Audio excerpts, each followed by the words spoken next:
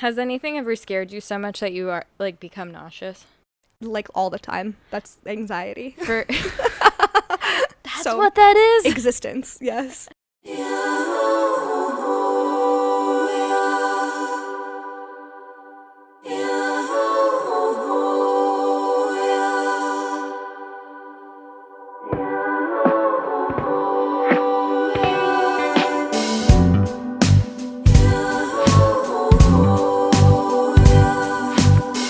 Welcome to the Holy Hour. I'm Amelia Sampson. And I'm Liz Ball. And I'm so tired. It's hot as fuck today, which It is also is. probably not helping how tired you are. Yeah, that's true. And I was traveling all weekend. I think that's the main reason I'm tired. Yeah. Is from the travel. Totally. But you're jet lagged. We're here today. Yes, we is. Yes, we is. And you know, sometimes we have a low energy episode and then it doesn't even come across as low energy. Yeah, it's just a vibe, I guess. Yeah. A chill vibe. I'm tired, but I'm having a good day. That's great. Yeah. Those things normally can't exist together for me. Mm-hmm. I thought I was out of coffee, but I had just enough. Fuck yeah. Oh my God. When Mr. Liz and I were flying out of the Vermont airport this weekend, there is an absolutely horrifying statue. You tweeted it. That was a very scary statue. It is terrifying. At the Burlington airport, he was like, oh, there's a Slender Man statue, and then I thought he was joking or something, and I turn and I was hungover too, so I look at it and I was like, oh my God.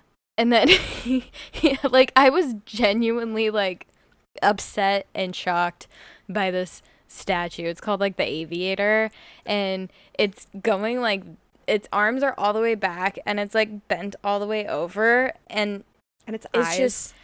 It is so scary to look at. Absolutely horrifying. Yeah, I don't like shit like that. And anytime I looked at it, the closer we got, because you have to go in the doors, it was upsetting. It was deeply upsetting. There's this thing called Uncanny Valley where it's have you heard of this? Yeah. I think you told me about it actually. And then Squints, oh my God, Squints has an actual phobia of claymation. He can't be in the same room. That's really funny. And so I started reading about Uncanny Valley. Does he hate Tim Burton stuff? He can't. It's not even oh, it's kind of creepy. He can't be in the same room. And so, but the statue, if you go on Liz's Twitter and look at it, it's very slightly off. Its face is slightly off, and I think that's why it's so off-putting. Yeah, the face was terrifying. Its eyes were wide open. It was massive because you saw Mr. Liz next to it. Yeah, Mr. Liz is a tall dude. So just looking at the hands, and the hands were covered in spider webs, and I was just this is so upsetting to me. It made me even more nauseous than I already was. And I was I didn't like that. Yeah. No, I hate shit like that. Speaking of Uncanny Valley, I was telling Amelia last night to watch the Chip and Dale Rescue Rangers reboot with it's voiced by Andy Samberg and John Mulaney, who I am no longer a fan of, but it's really a shame. I wanted to watch the movie. And I was high watching it, and it was a very good stoner movie. Oh, for fuck yeah. Sure. It was so fucking funny. What inspired you to watch it? Were you with Mr. Liz? He was watching it on the plane, and he was like, have you ever watched Chip and Dale's? I was like, yeah, I would watch it as a kid, the Rescue Rangers. And then he was like, I think you'd really like this. It's it seems like it's made for adults. And then he was telling me a little bit about it. But there is a scene where they go to an area, they're why are things kind of weird here? And they were like, it's called Uncanny Valley. So there was remember when there were animations in the early 2000s that just they looked human, but there was something that was slightly off about them. So they have all of these characters that are from Uncanny Valley, and it's so fucking funny. That's amazing. One of them is a troll, and is voiced by Seth Rogen. Oh my God. And the eyes don't look directly at you because that's just how animations were. The eyes weren't right. Right. And he's like, I'm looking right at you. It's really obvious that I'm looking at you. That's so fucking funny. There is something like those, if you have a Disney Plus subscription, I'm pretty sure you can watch all of these, but like the early Pixar shorts, have you ever seen those? Oh, yeah, I mean, I've seen some of them. So like one of the first ones was the old man playing chess. No, oh my god, I fucking love that one. It was like pre Toy Story. Oh, okay. Of a baby, and like they hadn't really figured out how humans moved yet, but like it just like in terms of animation, this wasn't like this fucking Stone Age, but like they couldn't figure out how to make them move like humans, and which is why, fun fact, they decided to do toys because they didn't have humans down yet. But anyway, so this baby, that's why Sid's so fucking scary. Yes. Okay, hot take on Sid. Like, not a bad dude. You know, he didn't know that they were alive. Yeah, he was making art. Yeah, he was an artist. I think that's justice for Sid. But yeah, the baby was just moving kind of just like a little bit off, and it's so uncomfortable. But Uncanny Valley, I'm sure you can find it on YouTube.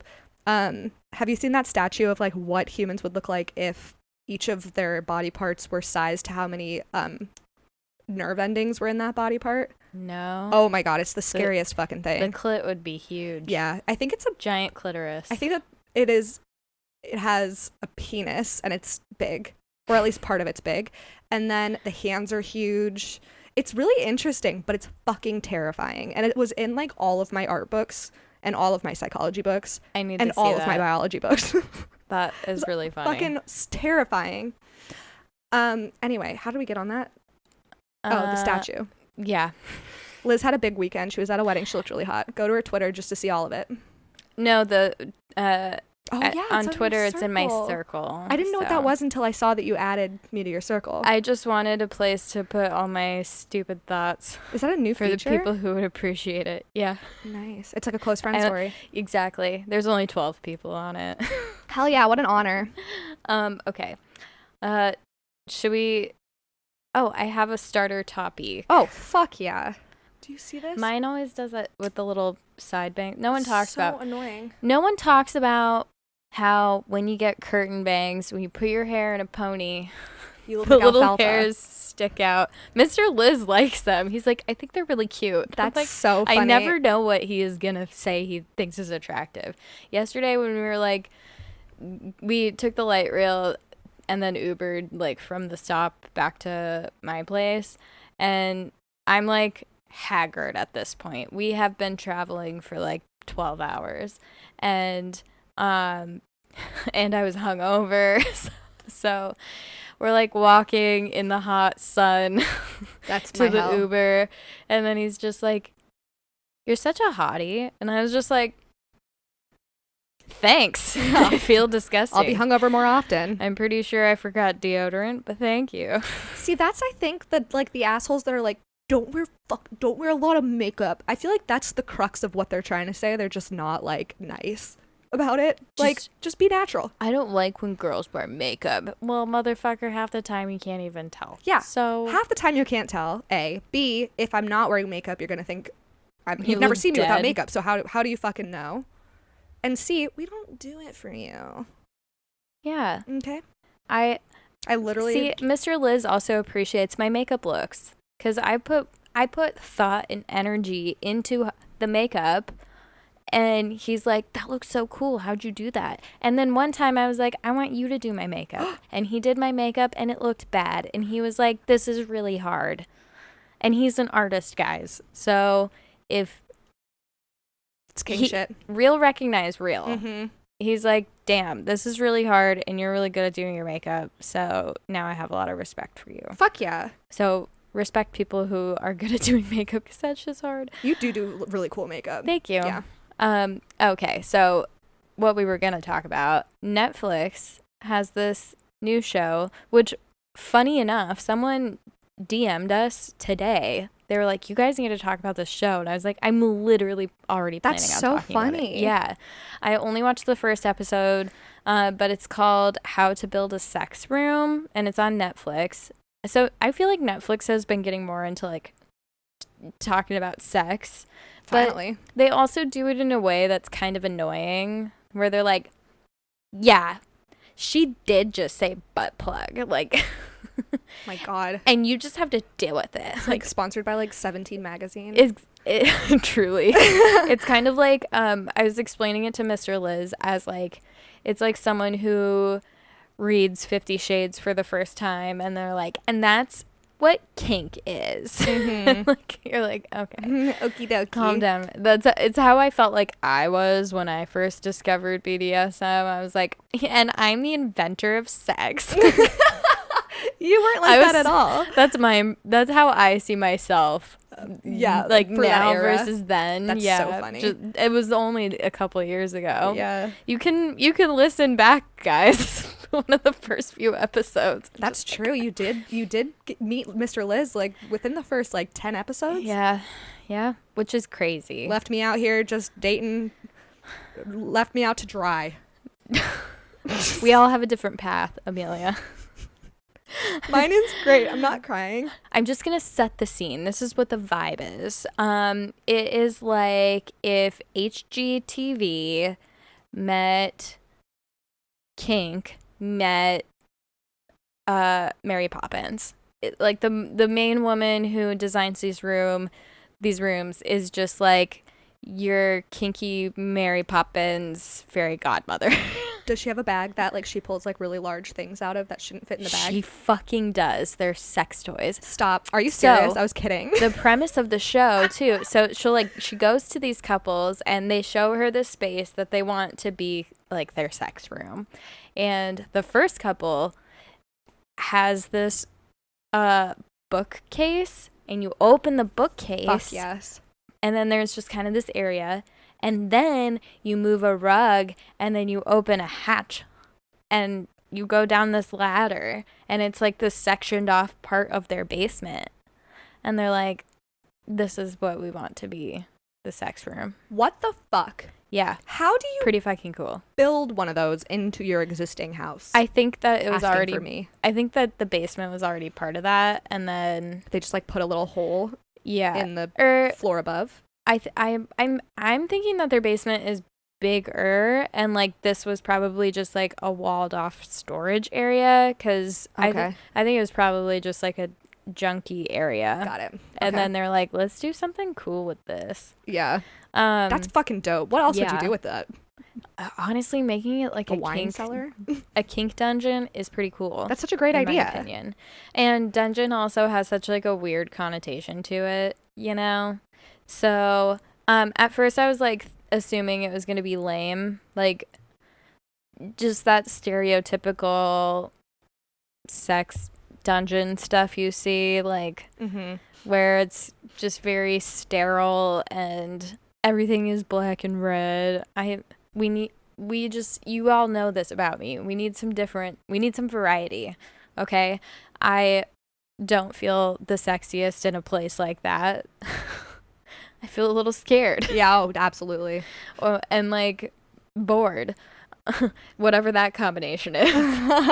So then they started showing examples of rooms that she's designed and they were fucking rad. Oh, hell yeah. And I was like, oh, okay, Miss Girl, this is so cool. That's such a cool concept for a show. I'm so happy they're doing that. The thing is, it is a little campy. Yeah, so, I mean I don't know. They're probably trying to make sex palatable for people that don't. That's true. That's definitely what it is. So it's a little campy, and then part of me too is like, I don't want to know what these couples like want to do when they fuck. And also they like she pulls out all of these things from her Mary Poppins bag. And she, you know, like butt plugs and dildos and whatever. And she's like, how do you feel about something like this? And like floggers and writing crops and whatever. So then they're explaining what they think, if they're into it or not. And then the first couple is obviously like played with a lot of stuff. They're like pretty kinky. And then the second couple is like very vanilla, but like the wife is kind of like lighting up a little bit looking at stuff. She's like, oh, I'm interested in this. So the reason she does this is so she can decide what to put in the room. Yeah. Because if they're not super kinky, then she's not going to put like a sex swing. Yeah, or something like that. Yeah. Like, you know, Totally. a whole contraption to get tied up on versus something a little more soft and cozy and comfortable. So I like that they have like a bunch of people on like the spectrum of like interest, because that I think people are probably gonna I'm sure there's gonna be a group of people that watch it just being like, this is gonna be fucking weird, and then like find something that they're weird. but then find something that they're interested in through it, which I think is cool. It's fucking weird, but there's also a lot of educational stuff in there. I love that. So like the first couple, the host brings out a flogger, and they're like, we don't really know how we feel about this. Like, the guy was not interested in any like impact play, and then the girl was like, yeah, I don't really know, like, I don't really like the idea of pain. Like, we haven't really done much with that. And they're like, okay. So then this is where it gets a little extravagant. It was an hour. This episode could have been 20 minutes. And they take them to like these like kink experts or something. And it's a couple. And they tie up one person. And the other partner is like showing them how to flog.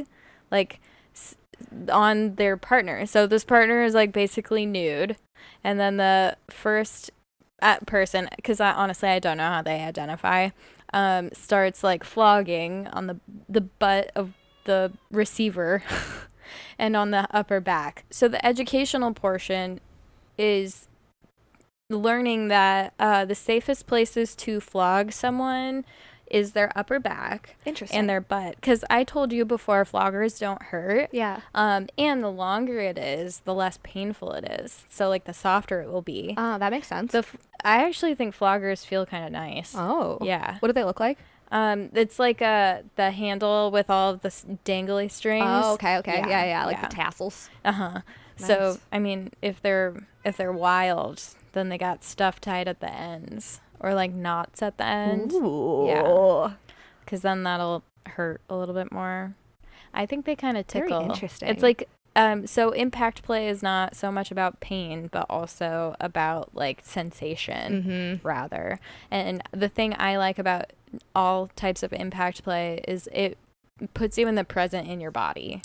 Okay. So that's the thing that is most enjoyable for me, because as someone with anxiety, you're constantly up here. Yeah. Like, totally. It quiets everything. All the time. Yeah. So it's nice to have no thoughts. Yes. You have no thoughts, only sensation. That's a good lead into I got tied up. Oh, because the rope was delivered. I got tied up. I have 2 updates about that, but I can also wait until you're done talking about the show, because that's a good window into... I only watched the one episode, and I thought it was interesting, and that's all I have. I need to watch it. I'm planning on like fast forwarding through them, because I just want to see how it looks. Yeah. At the end. Totally. And then I obviously made a Pinterest board for your own sex room. Yeah. Fuck yeah. Except I'm gonna call it a playroom. This is my playroom. I love that. It's like a spa, but for sex. Well, like playrooms are usually like there's like an Xbox in there. Spa. Yeah. Not this one. Oh, are you planning on having kids? Kids might be made in the playroom. Exactly.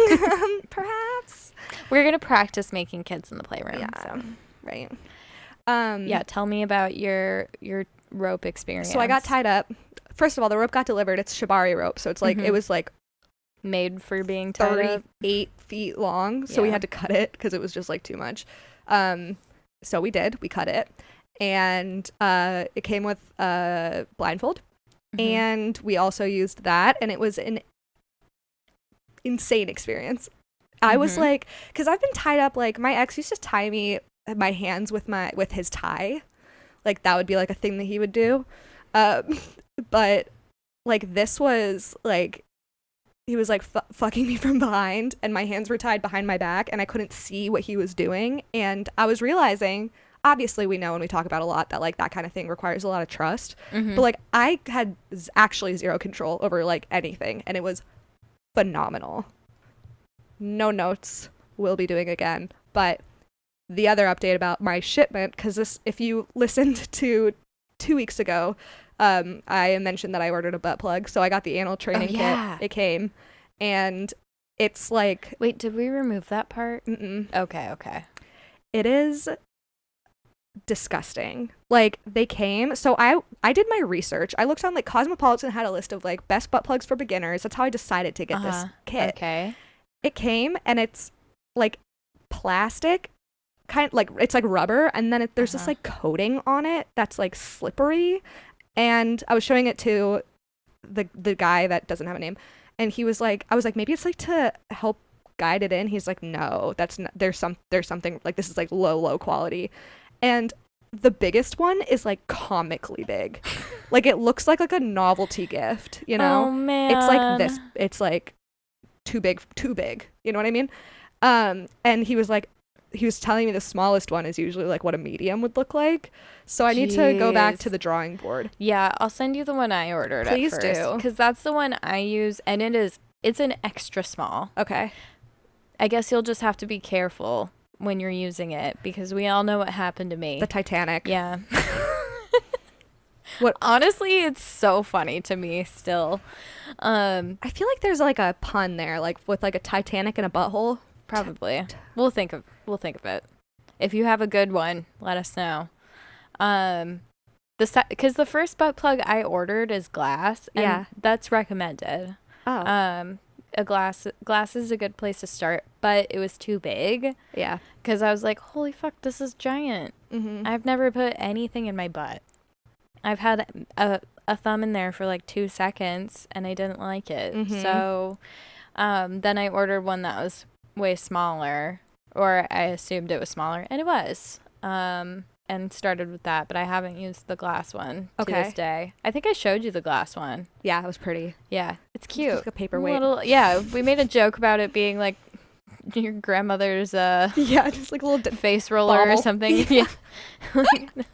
It's my grandmother's rose quartz butt plug. That's really good to know. Oh my God. That's really good to know about glass, though. Mm-hmm. Also, like, I think this is a cautionary tale, too, of, like, those articles in Cosmo and, like, other places. They probably like, paid for that's that exactly sponsorship. what I was thinking. Like, there's just no way that this is considered the best. Yeah. So anyway, back to the drawing board. There's not been anything in my butt yet. That's my update. Your butt date? Gout tats. That was like a bad high five. I had the wrong hand free. That was all right. That was pretty good. Yeah. Yeah, it was better than the first one. One more for good measure. Okay. Oh. That was it. That was the one. That felt right. Changed the game. My hand is still tingling. This is just like a little side note story, I guess. I went on a date on Friday with a doctor. It was the second date with that guy. Did I tell you this? Mm-hmm. Anyway, it was fine. And then I went home, and that one was also fine. Mm-hmm. He's just fine. He's like a really... This was like a perfect thing for me to see and I was thinking this the first date too. Like, somebody can be hot and have a great job, literally a doctor. He's nice. Mm-hmm. And he has a lot of interests that we share, and there's just no chemistry. None. And like, that is so fucking important. So that was an interesting... I wanted to go on a second date to see if it would help, and it did not. But I then... Know. What? Now you know. Now you know. The more you hoe. And then I went home to eat Pop-Tarts. Love that. And kind then of Pop-Tart? S'mores. Ooh, Mm-hmm. that's a good. Mm-hmm. I used to eat s'mores Pop-Tarts every single morning growing up. I used to put those in the freezer. Do you remember that line of Pop-Tarts? That line of Pop-Tarts. They have a special filling. Sorry. Gross. I had to. Pop-Tarts that were made to go in the freezer. They were like ice cream Pop-Tarts. No, I don't remember that at all. I loved those. They were like Sunday Pop-Tarts or something, and you put them in the freezer. That sounds so fucking good. Mm-hmm. So I think, you unlocked a memory I didn't know I had. My family would put Pop-Tarts in the freezer, but only like the chocolatey type of ones. Oh my God, the Sunday ones would be so fucking good in the freezer. Any kind of like s'mores, ice cream type Pop-Tart. Put that shit in the freezer. Oh my God, I'm going to do that right when I get home. This has gone off the rails, but I spent all day today watching simulation theory videos. And so... what's that? Like about how we're living in a simulation. Oh. So I'm feeling like Elon fucking Musk right now. Ready to make multiple babies. Fraud. Yeah. Ready to fuck. Damn. I want to name my autobiography A Confident Fraud Ready to Fuck. The Amelia Sampson story. That's so funny. Anyway, okay, so what was I saying? Oh, so I went home, ate Pop-Tarts, got a text from, I've mentioned him on the podcast before. So the dentist, his roommate was our mutual friend. And he texted me, he's like, are you doing anything? Do you want to get a drink? I was like, okay. So we got a drink. And it was great. I love him to death. He's just great. But he was telling me that we were talking about like his dating in the past and like how like he didn't date in high school and blah, blah, blah. But then he got to college and I think it was like the first Halloween in college. He dressed as, he had like a fishing pole coming out the back of his pants and he like dangled mistletoe just like everywhere he walked around. And people would have to kiss him under it. And like, he is the kind of guy that's like, he could get away with that because he's just like he's not intimidating at all. You know, he's like a good dude and he has a baby face. But then like, we were talking about how it takes a very specific person to be able to get away with that kind of thing. Yeah, because I'm thinking about like, who's the worst person you know? Yeah. That, like, if they did that, you'd be like, you're even more repulsive than I already thought you were. Right. You have to have like a very benign personality to be able to like pull that off. Imagine someone describing you as benign. That's like being called boring. Yeah, no, it's just like, R.I.P. you're not threatening, you know? But during that conversation, and he actually was like, you have to put this down on the list of things to talk about on the podcast, because I actually haven't before, I lived in a suite in college. And one of my suite mates was dating this guy who was just like fucking awful. Like he was just like the worst dude. And we all lived with someone who was dating the worst dude. Yeah, that's so true. And sometimes it was you. Damn, it turns out it kind of was. It was me at one point, you know. Yeah, we've all been dating the worst. We've all dated dude. The worst guy in college. That's so true. But he had this guy, not my ex, my suite mate's ex, had a tattoo of a mistletoe above his dick. No. Mm-hmm. Can you believe that? No. Can you stand it? I know. He also had a finger tattoo that said bang on it, and it was like a little flag, and he thought it was so fucking funny. He told everybody about it. No, he's a walking red flag. He really was. What tattoos are red flags to you? Tribal tattoos if you're white. Uh-huh. Or just tribal tattoos if that's not your culture, yeah. Period. Yeah. I think lion tattoos are a massive red flag. Lion tattoos? Oh, yeah. I don't think I've seen very many lion tattoos. Oh, my God. The worst guys always have lion tattoos. Now I'm going to see so many lion tattoos. Tattoos in Latin. But, like, they have to be the, like, Old English font. I was just about to say, really anything in big Old English. Mm-hmm. Yeah. What's the one that, like, every guy has, like, on his chest? It's like... Fortune favors the brave or something. Oh my God, that, yeah. But it's like it's a phrase in Latin that I don't know. Anyway, I've seen this tattoo a million times and I never internalize it. I like black out. It's like to like, keep me sane. Chest tattoo in Old English. Yeah. Oh God. In and Latin, it like goes down always. So they can dip it underneath their shirt. Uh-huh. And every guy that oh my God. Okay, so there was this suite, again going back to the suites in college, that was like in a building next to mine that called themselves the Thunderdome. It was dudes. Of course. And they were actually very funny guys. Like they were like, everything they did was like out of irony. And they had this bucket list that they did freshman year. And they all wanted to get what they said. Obviously now we don't use this phrase anymore, but they wanted to get their spirit animals tattooed on their butt. Just like tiny. And they all went one day in class, or during class, when one of them was in class, and he didn't get the memo that they were doing it. So they all went and got their spirit animals tattooed on their ass without him.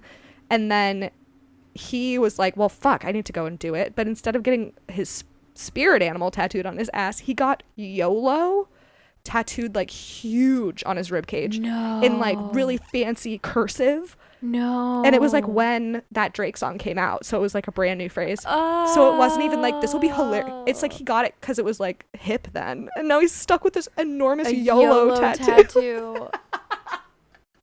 No regrets. Yeah, it was one of those. Yeah. And meanwhile, like, all of them have like little tiny cute narwhals on their butt and stuff.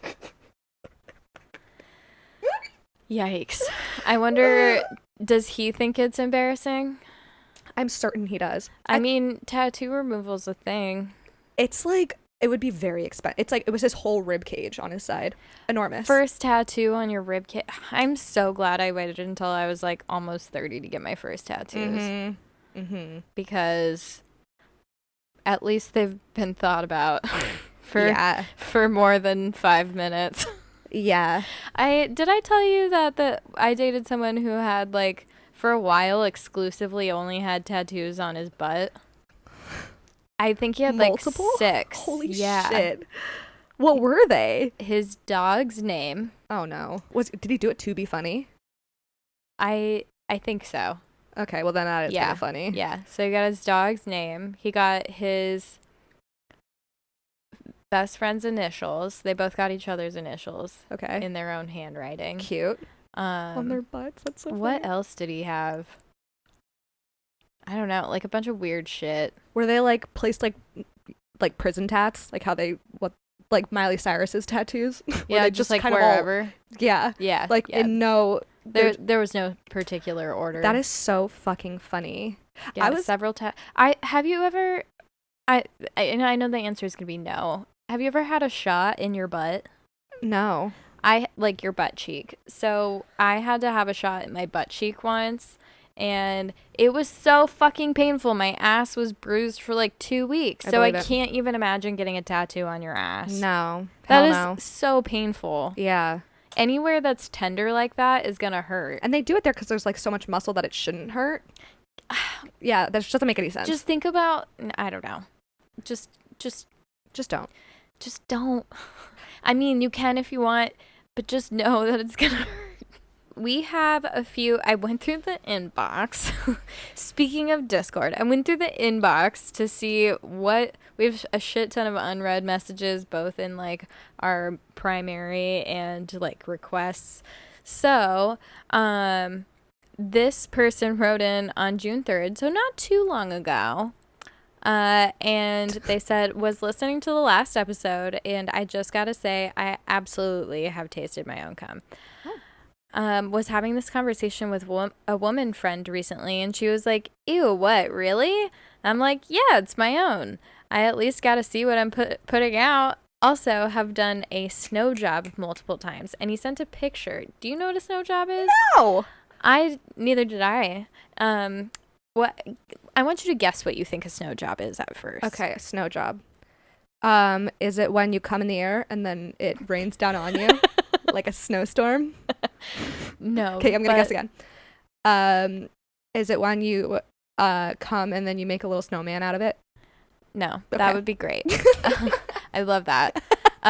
So a snow job, he sent a screenshot of the definition on Urban Dictionary. When a gentleman finishes in a young lady's, or another gentleman for that matter, mouth, and she kisses him and expels the gentleman's ejaculation into his mouth. So if you've seen Succession, that happens in one of the scenes. They don't show it happening, just the character says it afterwards, and he's like bragging about it. He's like, yeah, it was so kinky, man. And then everyone's like, okay. Okay, listen. I feel like an early adopter because I think I've told this story on the podcast. No, but like when I was, so as you know, if you've listened for a bit, I was bullied growing up.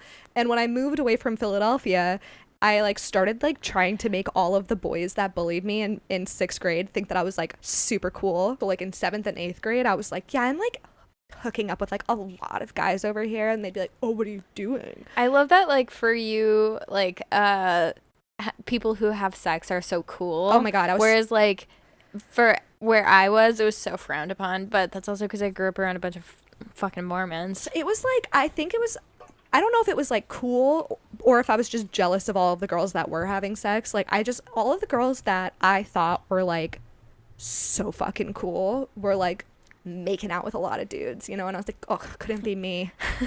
Look at me now. Got a sex podcast. Look at me now, Mom. It's manifested itself, I know. Yeah, aren't you so proud, parents?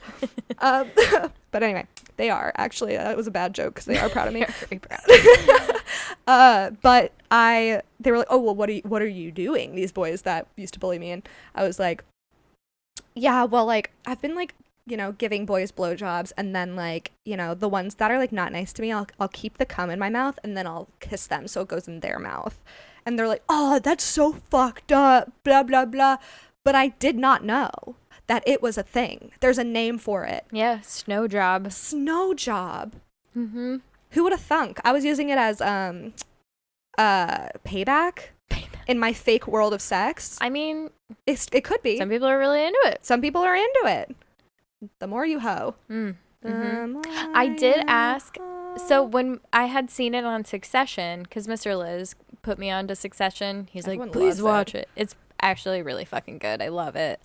But when it happened, I was like, what would you do if I did that? And he was like, if we didn't talk about it beforehand, I think it would, like, kind of bother me, but, like, he didn't really care. I was like, huh. Because homophobia is so deeply rooted into, like, cisgender men most of the time. So I was like, huh.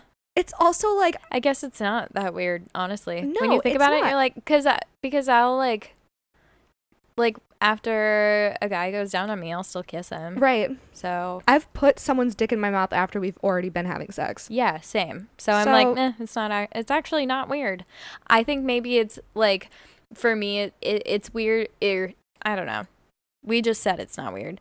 I think maybe for me, the thing that raises an eyebrow is just, like, you and I both don't like the texture. I hate it. Yeah, so I think that's what it is. It's just, like, the texture. Because I feel the same way about scallops, the texture of scallops, you know? So. Oh my God, I don't like that you used, like, common scallops, like, in the same kind of, like. They don't have the same texture, but they upset me in the same way. Got it. Okay. Okay. I'll have it in my mouth, but I won't like it. Right. I might spit it out. Yeah. So I guess if you don't have, like, a weird texture thing like I do, I also like, think I bought special seamless socks. That's how. I really like those socks. Thank you. Your calves are looking. I know I said this before we started recording. Your calves. I was noticing in the pictures from the wedding. I was like, okay, muscles. What the fuck is that? I think maybe they're just showing up more with the fake tan. No, I think that you just have great calves. Oh, well, thank you. You're welcome. I think outside of, like, the deeply rooted in homophobia thing with cum, I think also just, like, people have a really hard time just, like, accepting that, like, this thing has come out of their own body. Like, that's so true. Like, it was already in there. So, like, you might as well just give it a little taste. It's a little taste test. You might as well know what you're making people swallow. You know? What you're putting in their mouth, you know? Yeah. Like, I don't know. Oh, I took someone's facial virginity. Ooh. Thank you so much. Thank you. She did it. Thank you so much. He was like, she is beauty, she is grace. I'm just opening everyone's world. She will take it in the face. You know? Nice.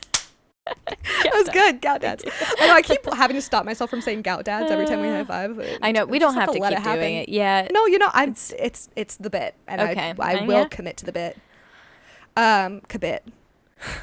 But yeah, I was like, I asked him if he wanted to. He's like, I've never done that before. I'm like, what? What an exciting moment for little old me. And so it was exciting for both of us. So that's another fun update. Congratulations. Thank you to both of you. I'll let him know that you said. The other message I have, quick little chat, quick little topic. So someone wrote into us and she said, y'all, I gotta know what you do with your hair during sex. I just grew mine out for the first time and it's fucking everywhere. My face, his face, my eyes, his mouth. Send help. I just do a tight top pony and somehow it always starts to fall out everywhere, but oh yeah, that's been my best solution. Tight top hair pony. See, that's really interesting. I mean, I've always had long hair, so I'm trying to think. Because I haven't. Yeah, right. I've only had long hair for a few years, and I never had this problem. Even just sleeping, I have to like do a whole hair. Oh yeah, take it off. Yeah, so it's not scratching your back. Yeah. Well, no, if Mr. Liz is like, leave with your hair. Oh yeah, yeah. He's like always suffocating in it. Like that's fair. So I have to move my hair. And then I wake up and I look wild. Yeah, it's a different, you know, I feel like I learned how to have sex with long hair, so I've never really had to like think about it. Which is interesting. It's like learning how to drive in like an SUV, you know? You're used to the SUV. You don't have to adjust when you get a bigger car. You started with a big car. That's a good analogy. Thank you. Yeah, I think like obviously when I'm like giving someone head, my hair's back. Unless they like holding my hair, then I'm like, you go right ahead, boo boo. Yeah, as long as it's not in my mouth, I'm happy. But yeah, usually if it's in a ponytail and I'm giving them head and then we start having sex, I usually just end up taking it down during sex, and then I don't really notice it. But I would say I think that the best case or the best way to like deal with it is just putting it in a bun. I think the more put it in a bun. I think the more that you explore kinky sex, the more you're gonna have to put your hair up. Probably, especially if you're getting into like shibari and stuff. That's true. It's gonna get tied up. It needs to be out of the way. That's a good point. My hair has been in braids a lot recently, so maybe that's also why I haven't really noticed it. I'm trying to think of the last few times I've had sex, and it's usually on like day 3 of not washing my hair, so it's usually in braids. Okay. Yeah, I feel like it's easy to put it in a top pony for sure. That's a good go-to. You should get those little like coiled hair bands that like they don't give you. They're not supposed to give you a hair headache. They don't give you a line. They're supposed to help with like the weight distribution of the ponytail, so it doesn't give you a hair headache. Oh, I didn't know that. I don't know if that's also a placebo effect thing or what, but that's what they say. I mean, and it holds it in better. We don't give enough credit to placebo effects. If it works, it works. Like it's true. If just you knowing that makes your hair headache go away. Yeah, and I get bad hair headaches because my hair is like fucking half my body weight. You have a lot of hair. I have so much hair. Well, now I'm like realizing like, oh, I don't get a headache as often when I use those little coiled hair ties versus like a scrunchie. Yeah. Huh. Sponsor us, coiled hair ties. You know, anyone any sponsor. Here, I'll do a free ranch water. Oh, I'm drinking the spicy ranch water this week, y'all. I think I talked about this last week. I don't know if we kept it in the episode, but I've switched over to this new seltzer, ranch water. Are you doing a summer of ranch water? I just have a lot of them now, so okay. I'm almost out, so we'll see if I buy another pack. I was just intrigued by the flavors. This one's spicy. It tastes like so spicy. Not like spicy mango, just spicy. It's made with 100% agave, natural lime juice, and jalapeno flavors. Flavors? Yeah, so no jalapeno, just jalapeno flavors. It really hits you. It hits you in the back of the throat in a way that is not great. But what would you rank it? What's your favorite? My favorite of seltzers? Ranch water. Your favorite ranch water There's flavor. There's like a prickly pear one that is so fucking good. They also have one that's just called Original. I have no fucking clue what that means. It tastes like something. I don't know what. It tastes like the original. This is my least favorite one for sure. Okay. It's in terms of intriguing, it's numero uno. In terms of fave, it's absolute dead last. For me, it's the summer of hard kombucha. Hell yeah. Here he is. Got her right in the mic. That was so cute. Oh my God, I'm obsessed with you. Oh, I love this boy so much. That's all I had. Well, damn. Should we do a sex fact of the week? We haven't done one in so long. It's been a long time since we've done a sex fact of the week. Sex fact of the week. Sex fact of the week. The week. That was a good one. Wow. Just like going low. This is like season 2 sex facts of the week. We gotta find one. Okay. I found a sex fact and Liz has not read it. I just want your thoughts on it. Okay. This is from sheknows.com. And it says, the first thing people do after sex is ... is the title. And now I have this fucking... There's an ad. Oh, it's a fucking ad popped up. Okay. Forget post-coital cuddling. According to a poll by consumer electronics site Retrievo.com, 36% of people under the age of 35 check their Facebook and Twitter accounts after a roll in the hay. Interesting. That...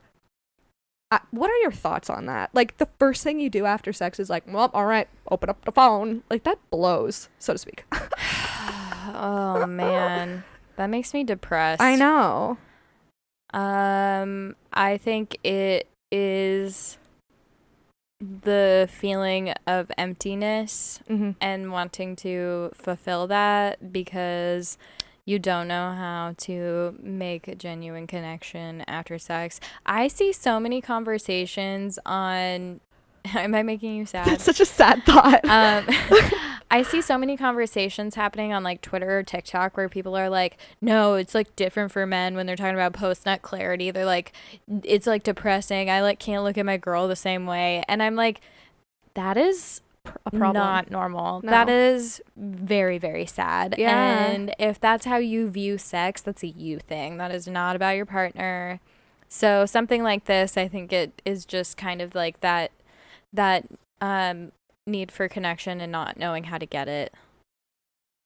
Because aftercare is a fucking important thing. Yeah, and like you're not going to get that aftercare from Twitter. I love aftercare. Yeah, me too. It's so much fun. It's so nice to just be held and like connect with someone and feel like completely perfectly safe and content and happy. Ugh, God, that's why having sex with someone you're in love with hits different. It does. It's so much better. I mean, it's not... Sometimes you cry after. I only cried once. But it was because the sex was so good. It was really good and I was just so happy and I was just like, I love this person so much. Wow. Must be nice. This reminds me of that... I feel like I ask you this every time I bring up Black Mirror, but did you watch Black Mirror? Yeah. The episode with the contacts where like you can like while they were having sex they could recall like past sex with like other people. Okay, I haven't seen this. Oh my God. This episode was so fucking sad. Fucking sad. Zing. Nice. But it was like the concept of it was that like you could pop in contacts and like replay memories back in your eyes. And this couple would do it while they were having sex, and like they would just like pop in their contacts and just start like thrusting, and they would make like no noise. It would just be like they would be like dead faced, just like watching past sex experience, like watching porn of their own sex experiences while they're having sex. And this feels very kind of Black Mirror-ish. Like, all right, cool, thanks. Opening up a phone and just like start checking out. Posting. That's awful. That is really sad. Oh, I have an interesting one. Okay. So this is from Time. And I honestly would like to see what they're citing. But this one says, wearing high heels can negatively affect a woman's orgasm.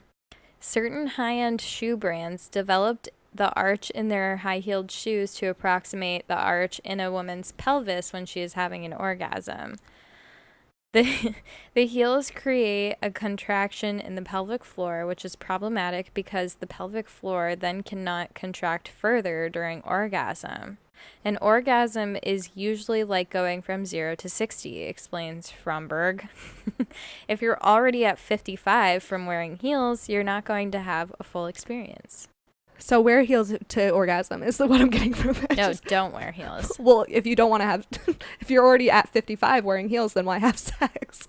That's true. The more you hoe. The more you But that's interesting. I can't really walk in heels, so I guess I can't really be like Ooh, this is really interesting too. Orgasms can make women more creative. Studies have shown that orgasms can make women more confident, productive, and creative, and it's a feedback loop. Women achieve fuller orgasms when they are being creative. Very interesting. Maybe that's how, like, remember when I brought up sex magic? Yeah. Maybe that's how, like, that whole thing works. Like, if you're thinking about the thing that, like, you want, and then you come thinking about it. Yeah, you're manifesting You're more creative in those moments before and after. That's so interesting. I have a theory. Oh, this is tell. This is early podcast Amelia talking, where I was like, everything is biologically based, which it is, but I digress. That must be because I was actually talking to somebody about this recently, where like he's always so tired after sex, and I'm always like, I could run a fucking marathon. And I think it's because, I probably said this before too, that like in the wild, like the female has to keep going about their business, whereas the male's job is done. Mm-hmm. You know, like biologically they've done it, and so they can just go to sleep. But like the female has to like go out and like be a mom, you know, and like take care of the young. So I wonder if like orgasming is like, all right, let's fucking go, you know, like let's like keep up on this productivity. There must be some sort of like biological basis. I've read that there isn't any like reason like people with uteruses have orgasms. Like that's interesting. It doesn't serve a purpose. Thank God we do. It's purely from pleasure, or it's like pure pleasure. It doesn't serve a purpose. But also, if you do want to get biological about it, when we're first becoming a person, we're all the same. Yeah. So what gender you develop into doesn't really, like, we have all the same parts, just organized differently. Every fetus starts out as female, and that's why males have nipples. Yeah. So there's a few things that we all have that don't make sense, and men having nipples is one of them. Us having orgasms is another one, and nobody's complaining about either. No. Well, you know, Instagram's complaining about girls having nipples, so. Fuck you, Instagram. I mean, anything that Facebook owns. Yeah. Fuck you, Zuckerberg. The sexualization of nipples is real weird to me. Yeah. Anyway, that could be like a whole other. Yeah, we'll do a nipple episode. A nipple-sode. I would like that. Me too. Let's do it. Okay. We'll talk about nipples. Send us your nipple facts. Yeah. Or just nipple stories. Yeah, nipple stories, nipple facts. Just nipple thoughts. Nipple thoughts. I love this. Nipple musings. I never realized how much I like saying the word nipple. Nipple. It's a good word. It is a good word, and it's not really losing its meaning as you say it. Like every other word, you say it a million times, it loses its meaning. Nipple? Not so much. That is a nipple. That's, you know what you're talking. That's a nipple. Whoever made the word nipple for nipples, they did it right. Yeah, they really did. That was like an apt naming of such a thing. Mm-hmm. You couldn't call it anything else. Perfect job. Perfect naming. Damn. If you're listening, whoever named nipples. Thanks, nipple since person. We're in a simulation. Okay. All right. Okay, on that note. Say nipple one more time. Nipple. All right. Now we can end the show. We love you, our children. One day I'm going to go for the high note. Do you want to try it right now? No, we'll save it for the nipple-sode. Oh, fuck yeah.